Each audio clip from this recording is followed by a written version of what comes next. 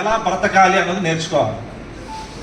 అది ఉంది కదా అని చెప్పేసి మనం యూటిలైజ్ చేసుకుందామని మన తప్పులు చేయటము, అలా తప్పులు చేస్తూ ఉంటేనే ఈరోజు పోక్సో కోర్టులో చాలామంది వయోవృద్ధుల మీదే ఇలాంటి పోక్సో నేరాలు చేస్తున్నారని చెప్పేసి చాలా కేసులు ఉన్నాయి. నెంబర్ 1. నెంబర్ 2, ఒకళ్ళ మీద డిపెండ్ అవ్వడం అనేది అసలు ఎప్పుడూ ఉండకూడదు. ఇంత చదువుకొని ఇంత ఉద్యోగం చేసి గెస్టెడ్ ఆఫీసర్గా చేసి రిటైర్ అయ్యాక మళ్ళీ కొడుకు మీద కూతురు మీద వీళ్ళ మీద డిపెండ్ అవ్వడం ఏంటి?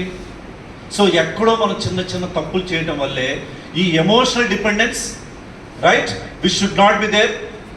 ఇప్పుడు మీకు మన పాత జనరేషన్ వేరు అంటే పాత జనరేషన్ ఎలా ఉండేది అంటే కనుక అంటే మా తాతయ్యలు మా నాన్న ఆ జనరేషన్ వరకు బాగానే ఉండేది. నాన్న అమ్మ grand father etcetera etcetera emotional bonding ఉండేది. బట్ ఇప్పుడున్న కాలంలో అది లేదు. ఎవరి కోసం చూస్తున్నావు, నువ్వు కన్నావు కాబట్టి నువ్వు చూడాల్సిందే అన్నది ఉన్నది. వాళ్ళు అలా ఉన్నప్పుడు మనం ఎందుకు ఎట్లా ఉండాలి? సో మీరు కూడా మీ కాళ్ళ మీద నిలబడే దానికి ప్రయత్నించాలి. Don't depend on the next generation. వాడేదో నన్ను చూస్తాడు, నేను కని పెంచి నా గుండెల మీద హత్తుకొని పెంచాను, ఇన్ని చేసిన నా కన్న కొడుకు నా కన్న తల్లి నన్ను ఎట్లా చేసి నా కన్న కుదిరి ఎట్లా చేసిందని బాధపడేదానికన్నా ఇక్కడున్న స్కీమ్స్ ఏంటో సార్ వాళ్ళు చెప్పిన స్కీమ్స్ అన్నీ మనం అర్థం చేసుకొని వాటికి మనం ఎట్లా ఇంప్లిమెంట్ చేస్తే మనం ఎలా హ్యాపీగా ఉండగలం అన్నది చేసుకోవాలి. అలా చేసుకోవాలి అంటే first of all you should be mentally strong. Mentally స్ట్రాంగ్గా ఉండాలంటే మనం ఫిజికల్గా స్ట్రాంగ్ ఉండాలి.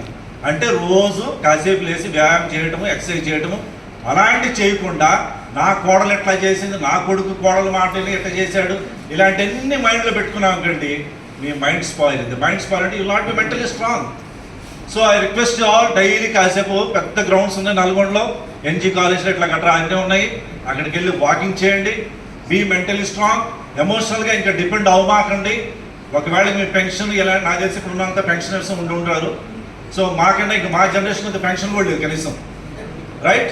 అవసరం పెన్షన్ డబ్బులు చూసుకొని మీరు మీకున్న నాలెడ్జ్ని నెక్స్ట్ జనరేషన్ అంటే ఇప్పుడు ఎట్లాగో మీ కొడుకులు మనలో మీ మాట వినరు, take it for granted. At least go to schools, create awareness.